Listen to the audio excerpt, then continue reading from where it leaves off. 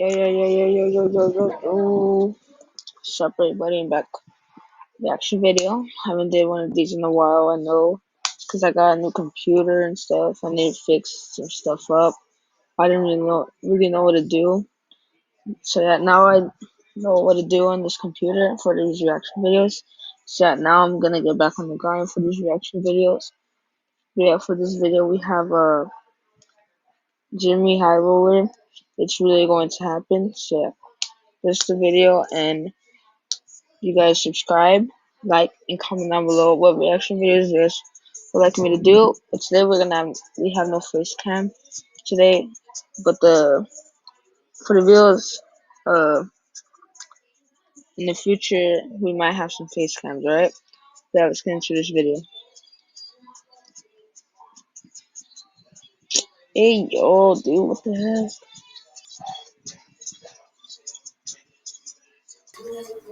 I think it was almost a matter of time considering their rise over the last few seasons. But the Suns, the Phoenix Suns, you can't help but to feel happy for them because they weren't supposed to be here. At the moment, the Suns are favored to win the finals at minus 190 odds. But this wasn't all. Bro, everyone doubted them, bro. But now they made it, and now everyone's a bandwagon. So yeah. Always the case. At the beginning of the season, the Suns were not favored to win the title. They also didn't have this. Bro, all of these teams didn't even make it except the Bucks. Lakers Dookie, Nets Dookie, Clippers Dookie, Celtics Dookie. Yeah. Second best odds, or the third, or fourth, or fifth, or sixth, or seventh, or anything close. 15th. At the beginning of the season, the Suns had the 15th best odds of winning the NBA championship at plus 6,000. And this got me thinking, if the Suns win the title this season, are they the least likely NBA champions ever? I mean, they've got to be close, right? Well, here are... I didn't even think the Suns were going to get close to them playoffs, bro. Now they're in the finals. I'm like, what? The preseason championship odds of every single NBA championship team dating back to 1985. The 2018 Warriors having the best preseason odds of any team, being the heavy favorite going into the season, followed by the 2017 Warriors and the 1997 Bulls. And these teams better get ready, bro, because my Warriors, they're coming back strong next year. We're 2022 NBA championships. Hear my word, bro. Bulls. On the other end of the spectrum, you have the champions who had the worst odds of winning it all going into the season. The 2004 Pistons, the 2011 Mavericks, and the 2015 Warriors. And then there's this year's Suns, with by far the worst preseason odds of any team in modern basketball history. Look at that. Damn, plus 6,000? I mean, as soon as they got Chris Paul, I thought they were going to do alright, but not getting close to a final. Yes, it's not even close. In fact, according to preseason odds, the Suns are more than 2 times less likely to win a championship this season than the next least likely champion in nearly 4 decades. Now, sure, they haven't won the title yet, but if they do, this will be a historic victory. Realistically, who other than the residents of Phoenix, Arizona, thought the Suns would even be in the NBA Finals this season? They've capitalized on their opportunity and they've stepped up and knocked down every opponent put in front of them. And yeah, they took advantage of a weird playoff year with an absurd amount of injuries and teams not playing at full capacity. But let's not forget, the Suns also lost Chris Paul for 2 games in the second round due to COVID protocol. They were also victims of odd and unforeseen circumstances. And yet here they are, in the finals despite the odds being heavily against them. They still destroyed them without Chris Paul for 2 games. On a side note, of all these champions, here are the teams who were favored to win the title going into the season, which means odd makers pick the correct team less than half the time. But I want to take a deeper look into this, because if we are just going by odds, the Suns are easily the least favored team to even make it to the finals, let alone win the whole thing. So let's take a different approach at this. Now, see these numbers? Well, I mean, of course you do, you're watching the video, but take a close look at them.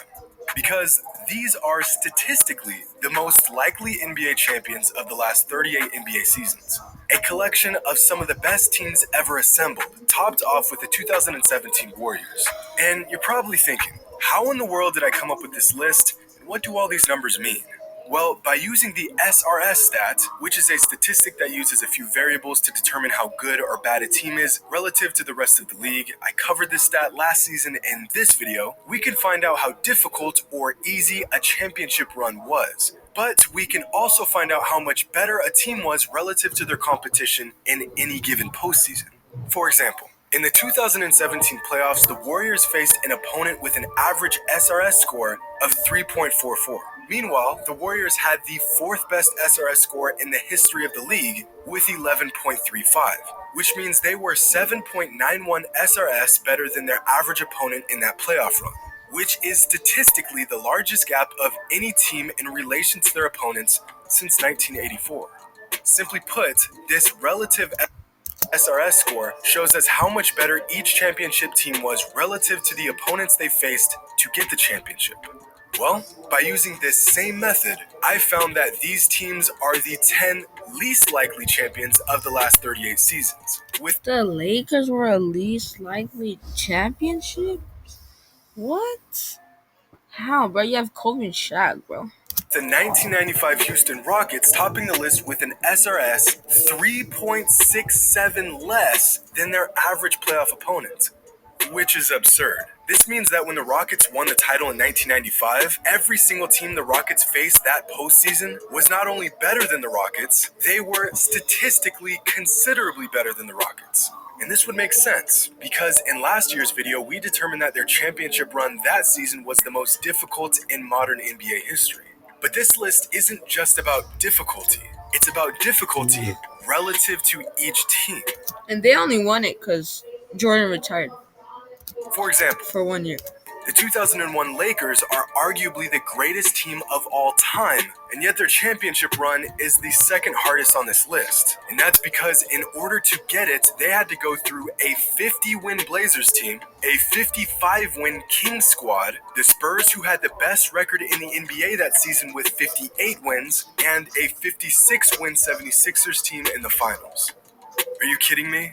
Do y'all realize how insane this is? And when you consider that the Lakers only had an SRS of 3.74 that season, this means that nearly every team they beat was statistically still better than they were.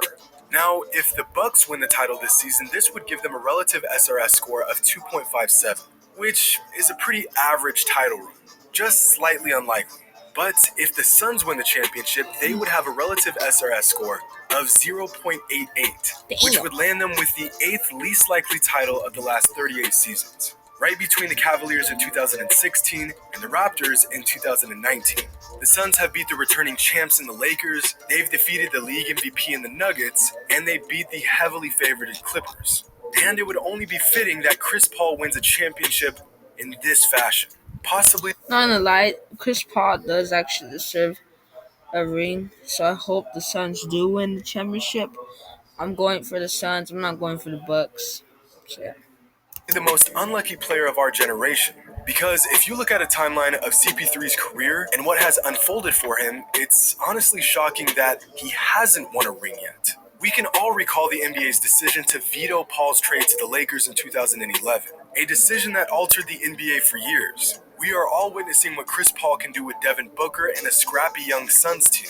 Just imagine what he would have done with Kobe Bryant and an experienced Lakers organization just one season removed from back-to-back championships. It is no stretch to say that this potential Lakers team would have been one of the favorites to win a title for multiple years. But of course, this never happened.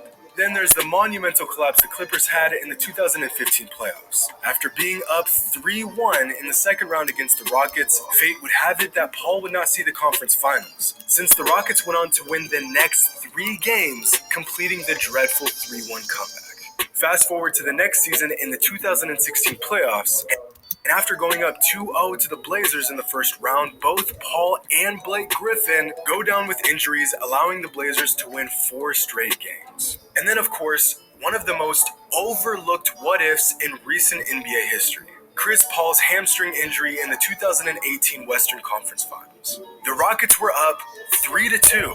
They had all the momentum. Having some technical difficulties, you know what I'm saying? Their series to lose. So that's exactly what happened. Bro, the Warriors still would have won if they had Chris Paul, bro. Chris Paul didn't do nothing. After going down with an injury with just 50 seconds left in the fourth quarter of Game 5, Chris Paul would never return to the series and the Rockets would go on to lose the next 2 games, sealing their fates as just another third-round exit. Chris Paul has been the victim of 2 of the biggest what-ifs of our entire generation. So although I'm not a Suns fan, and I'm actually very neutral in this whole thing, I recognize the magnitude of what Chris Paul and the Suns have accomplished. The point guard and his disciples, 2 wins away from beating the Bucks and beating all the odds. Hope you all enjoyed, and as always, until next time.